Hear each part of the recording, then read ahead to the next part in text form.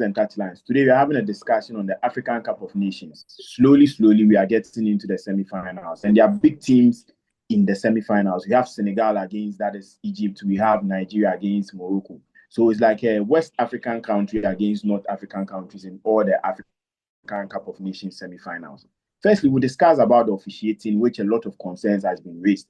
That there have been issues where some teams are being favored and some teams are not being looked at. We'll go into that. Then we'll go deeply into the games, what will happen in the Nigeria-Morocco game and also Senegal against Egypt. Don't forget, this show is brought to you by Bet.Africa, the #1 betting platform. You need to register, scan the QR code, register and be part of their family. They are giving amazing odds on this African Cup of Nations. So welcome, Raf, welcome, Prince, and welcome, Sam. Firstly, let's start with the whole tournament from day one down to the last game in the quarterfinals.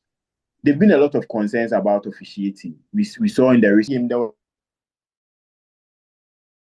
that was supposed to be a penalty. We saw the Cameroonian game, something similar. Ryan Mbeumo couldn't get that penalty for Cameroon. Officiating, how have we seen this AFCON?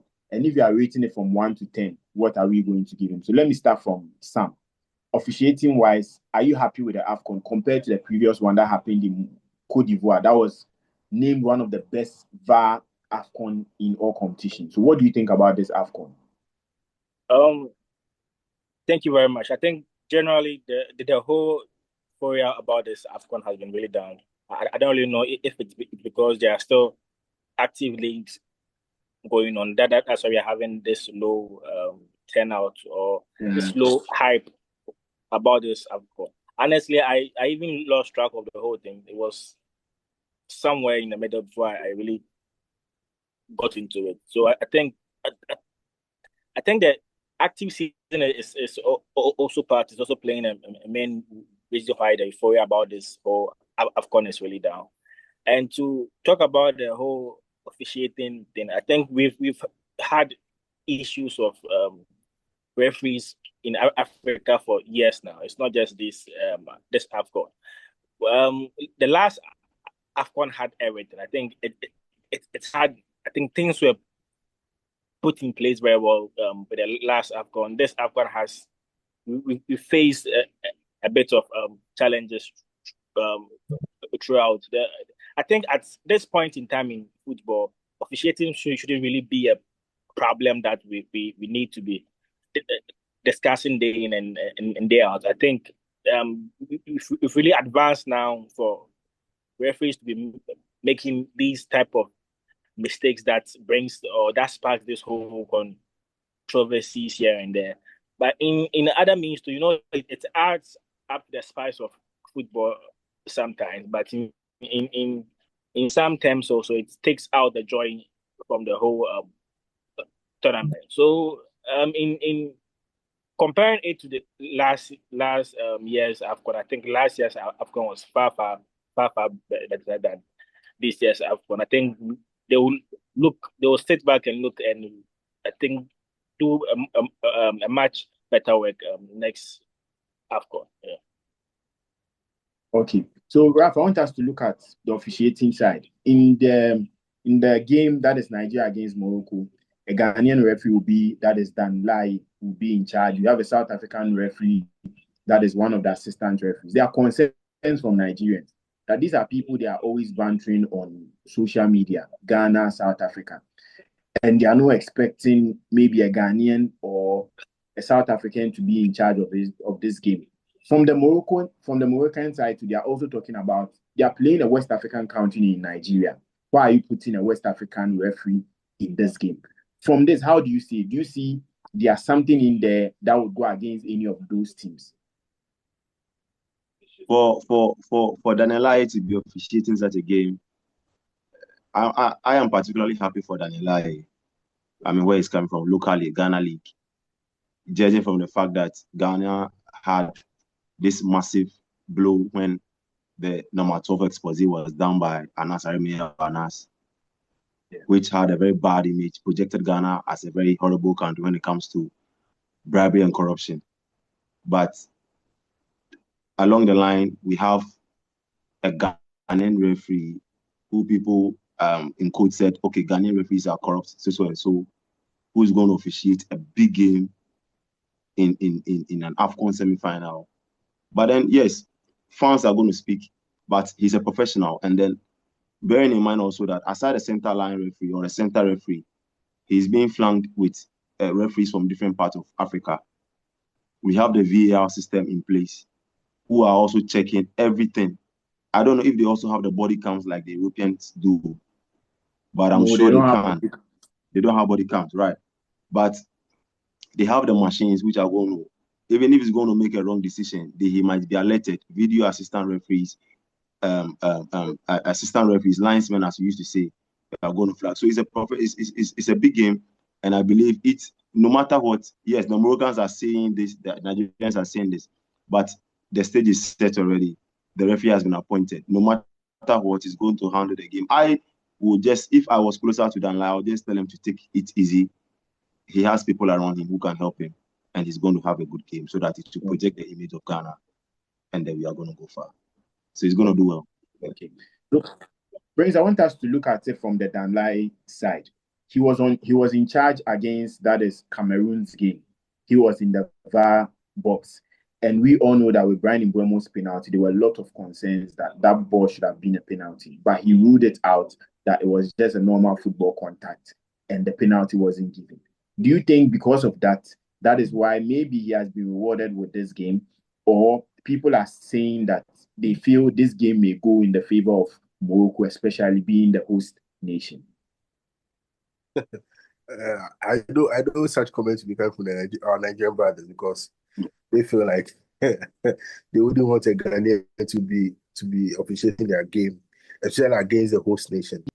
But that Cameroon game that people are calling that ball a penalty, the Mbeumo ball a penalty, I personally think it's not a penalty. I watched that game very well. It's just like when the Nigeria's previous game before the one they're going to play tomorrow. That ball was not a penalty because it hit the guy's thigh before it came to hit his hand. And usually the law says that if it hits... So that was the Nigerian one, but the Mbeumo one was Cameroon against Morocco, where he did a trick in the box and there was a leg hit between him and the Moroccan player. Yeah, but it was too light. I watched that video. It was not too much of a contact that it should be given as a penalty. You know, sometimes some of these referees could pick a decision. He might want to go for a penalty, he might not want to go. At the end of the day, it is the referee's description whether to go for it or not. So personally, when I watched that, I felt like it was not a penalty. If I was officiating such a game, I don't think I'm going to give that as a penalty. And if I'm also going to sit in the bar room like Danlai did and not taking a penalty, I think he did well. To the game that he's going to play, he's going to officiate against Nigeria and Morocco, which is the host nation. I know tension. There will be tension. There will be tension because, especially for Nigeria's previous game, they played against Algeria. After the game, there were whole issues about referee and the Algerian guys being rushed the referee in a tunnel and were trying to attack the referee and a whole lot of things. So there's this tension of the AFCON. So I believe so that Danlad has that at the back of his mind.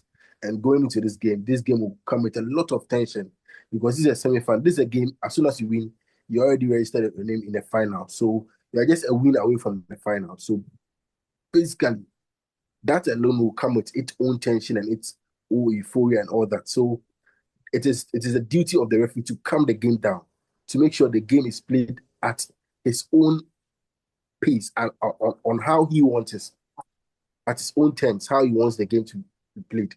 So I think Danlad has that managerial role to manage the game at that moment, to know that I need to control the game, and especially the captain should also come into agreement with the referee and speak to their players and understand that this is just a 90 minutes game, that it doesn't take your life away from you. You just need to play well and win the game.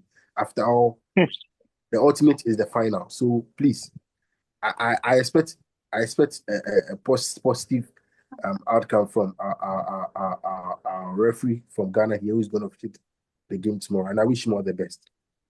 Okay. So we wishing him all the best. I want us to now dive into the semi-final games. The first game at 5 will be Senegal against Egypt. And we know that their last meeting at the African Cup of Nations was in a final, where the game ended in 0-0, and Senegal won on penalty. So Egypt would want to have a revenge against Senegal, at least getting a chance into the final. Looking at this Egyptian national team, Raf, people were not really impressed about how they started the African Cup of Nations, but they've been that team. If we are to compare them to any other team, it would be like the Real Madrid in the Champions League. They don't need to play well. They know how to play the tournament and they'll get in there. Looking at this game, do you think Egypt will be able to match the firepower of the Senegal national team? Ben, as you know already, the last time we spoke about this game, I told you that I want the Egyptian players to do to Mo Salah what the Argentine players did for Leo Messi. For Messi, yeah. And you know, the people they listen to me, they watch this video.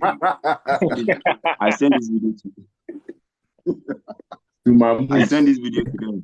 Yes, Ben, and they watch the video, and now anytime Egypt is, whenever they lose the ball, the sort of aggressiveness that they run back to cover is top notch, and that is what is working for them. They only have 2 top players in their team. If I should respect the other players, Omar Mamouche, Mohamed Salah, the rest are there. I've not seen Ahmed Hegazi, I've not seen Mohamed Elneny.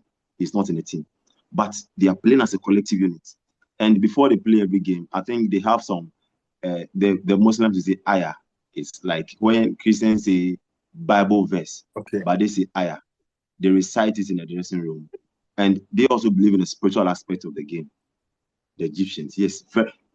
When they won against their last game, when they won by 3-1 against Cote d'Ivoire, some of them ran to the pitch. They were holding the Holy Quran.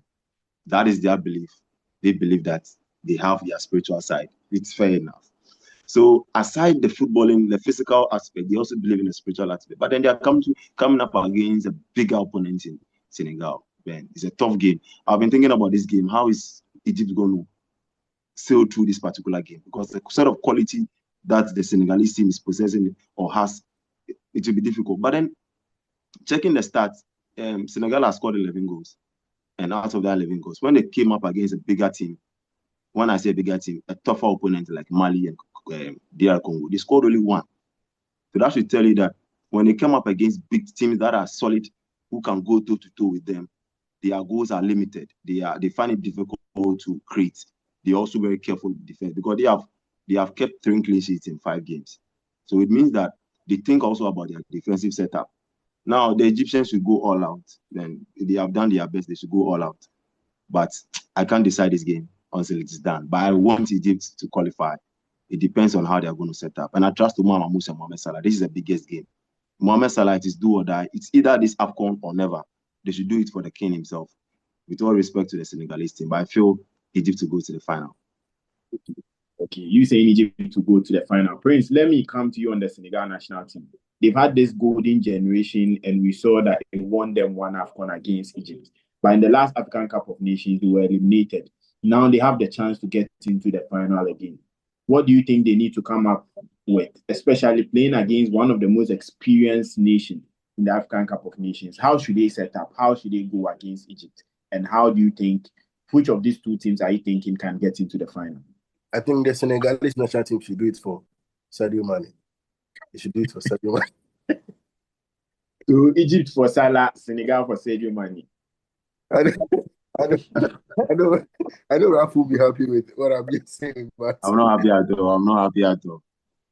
With Raf there, he needs the African Cup to go and do agenda against Jamaica. Big time. Big time. I get it. But this is more or less like a clash of titans. It's a game because the Senegal national team have shown how good they are, especially in this tournament, and even the previous ones.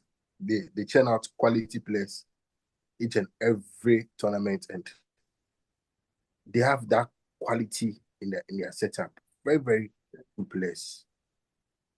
Like, you just can't mention it without aside Sadio Mane himself. The other guy is also good. There's this I've forgotten his name. There's this Konate guy. I don't know if Konate. he has a name like that. The guy is so good. He plays in their midfield. He's so good. So, and this some of these guys, we see them playing in Europe. We see them playing in their respective clubs, and they come to the Senegal national team and they play collectively well. They play as a team. That there's that uniformity in there, and they understand each other. And just like Ralph mentioned about spirituality, and they reciting the Egyptian reciting their Quran and all that. These guys are also Muslims. I think about 90% they're all Muslims, and they also understand the spirituality. So you read your Quran, they also read their Quran. So whoever you think you believe in, they also believe in that. So it's at the end of the day, it all boils down to tactics and who wants it more. So the coach also have a role to play in there, because the Egyptian side will also come with their best. I see this game as the final before the final. You get because they're just a win away from the final itself. So you want to give all for this game. So this game will come with its own pressure, just like I mentioned earlier on the Nigerian game. This game also comes with its own pressure, and I believe these players are professional. These players are professional enough to know that they've been in such situations on countless occasions, and they know how to handle their temperament and all that. So they can the referees won't have to be flashing cards anyhow just to distort the game. So, and one other thing too is about the coaches. The coaches will have to come with their A game. You have to get a plan that will work for you. At least if you realize that the first 15 minutes is not going the way your plan came with, just go for the plan B. Switch things quickly, so at least you can buy time for yourself and do something before it's all over. Okay. Sam, let's look at this game. These are two African giants coming into this game. Most of their previous games, down from 2014, has not witnessed a lot of goals. We've seen 1-0, 2-0, 0-0, 0-0. And looking at this game, anyone watching it from a fan's view, do you think we are going to see a lot of goals? And if you are seeing a lot of goals, which team are you tipping to qualify for the final? Well, okay. So before I even go into that, I think we need to really applaud how the African teams or the players are really dominating. I think we are in that era that you can really feel that the African teams have most of the main players in Europe playing in the AFCONs now, and I'm really happy, because if you look through the 4 teams that are left now, you will see names that like big names in Europe, and that's playing for big clubs.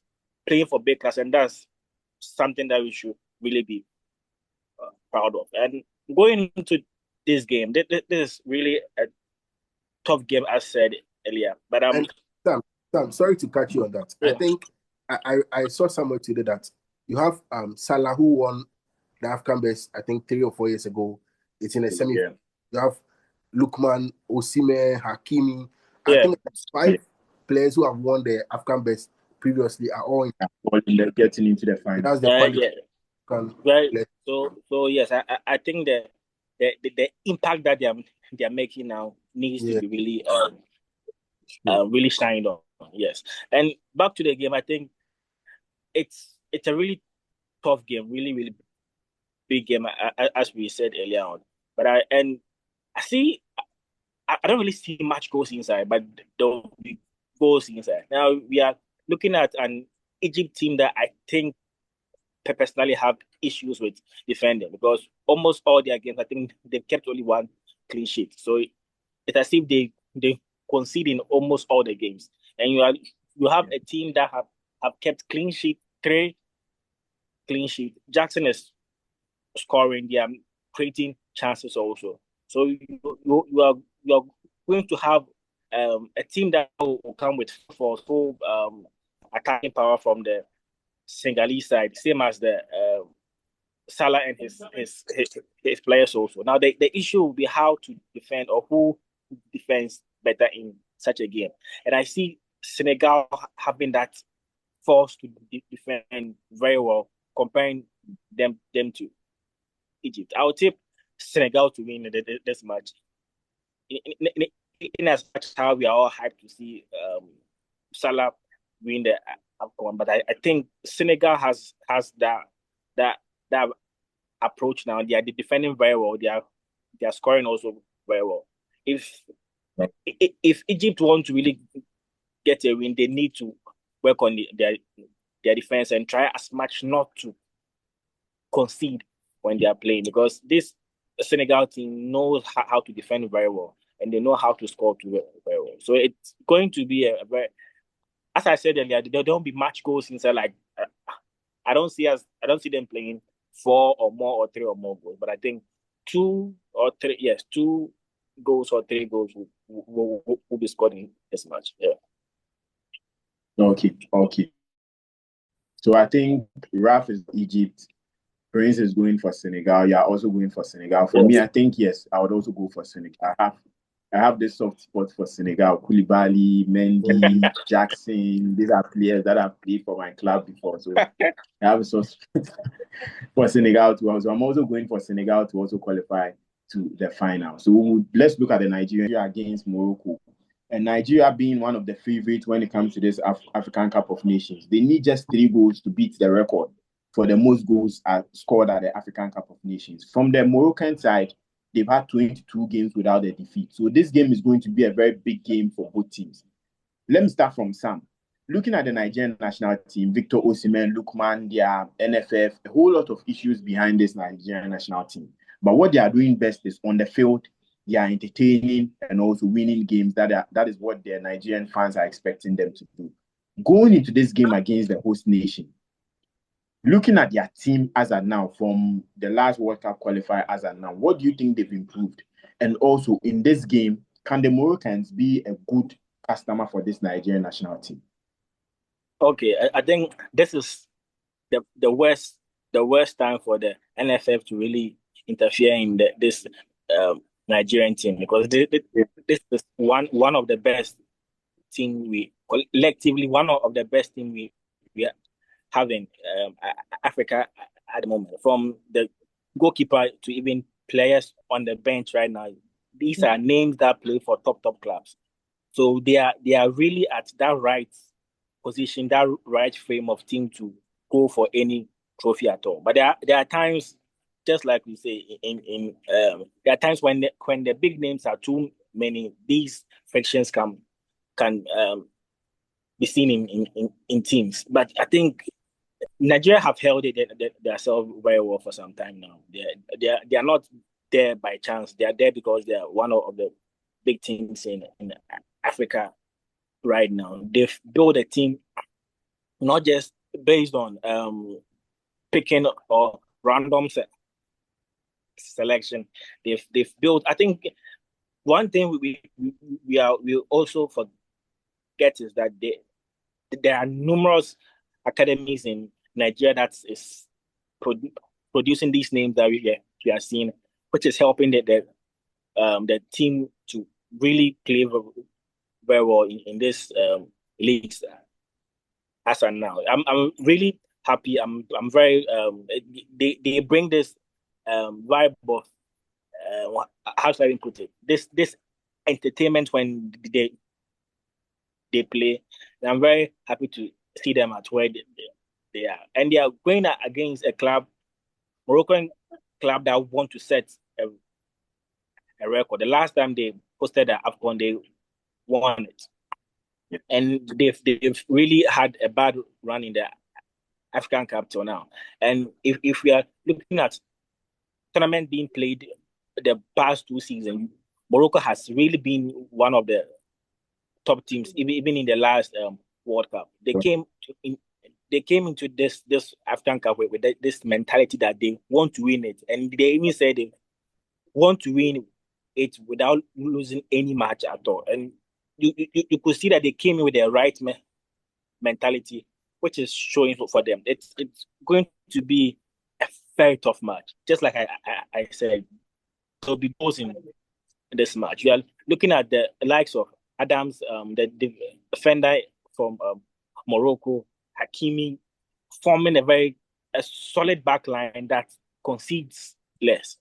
I think they have 4 clean sheets, if I'm not mistaken. So this is a very strong team also. Coming against the likes of, we are in for a very good game.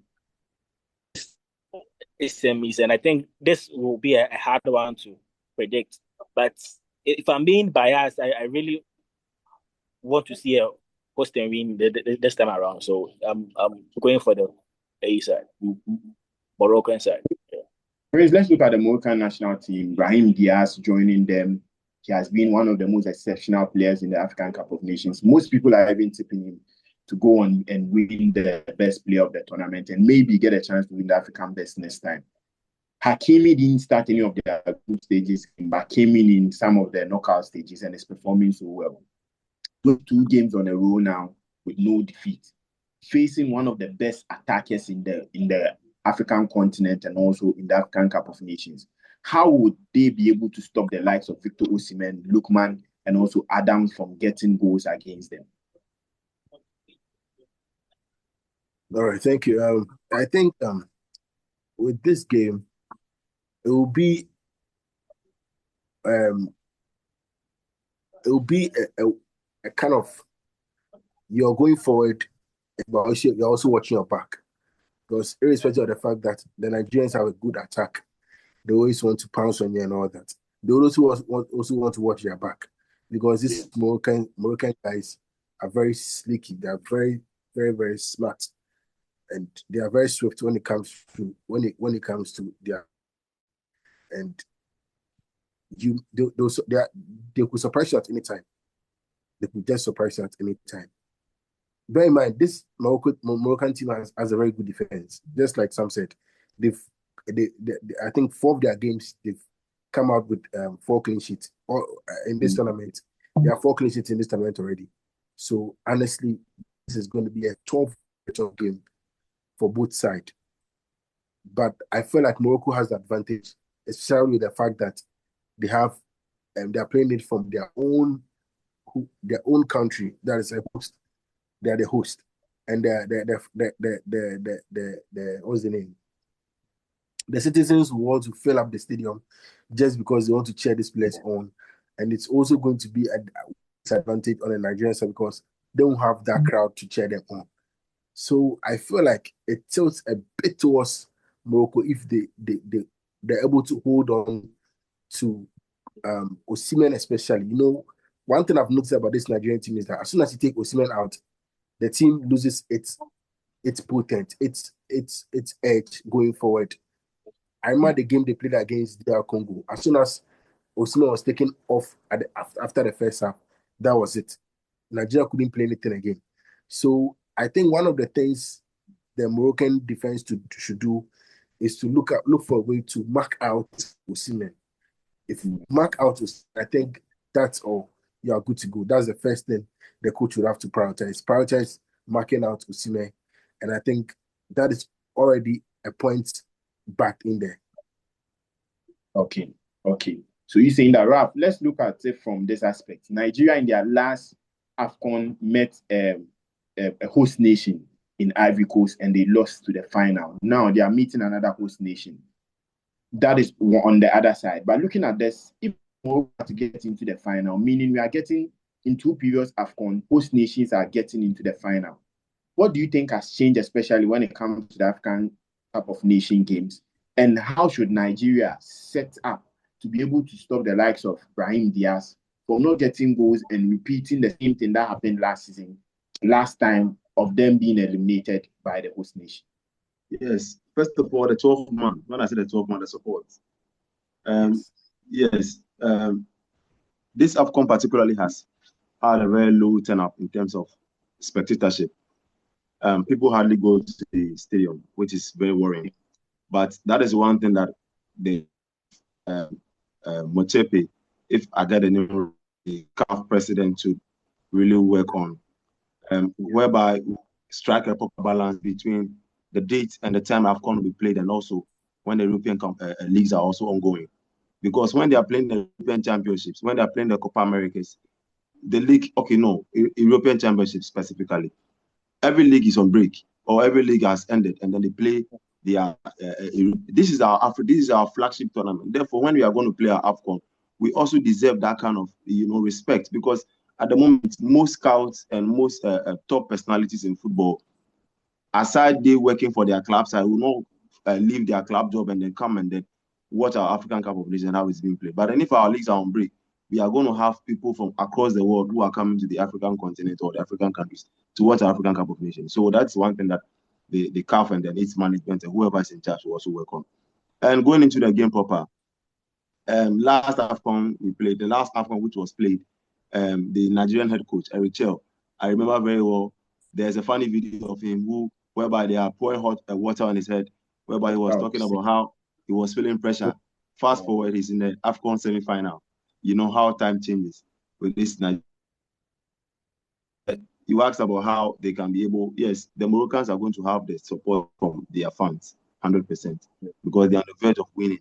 If they are able to beat Nigeria, they are beating one of the favorites of the tournament, and then they can start believing one more game and they are going to be champions.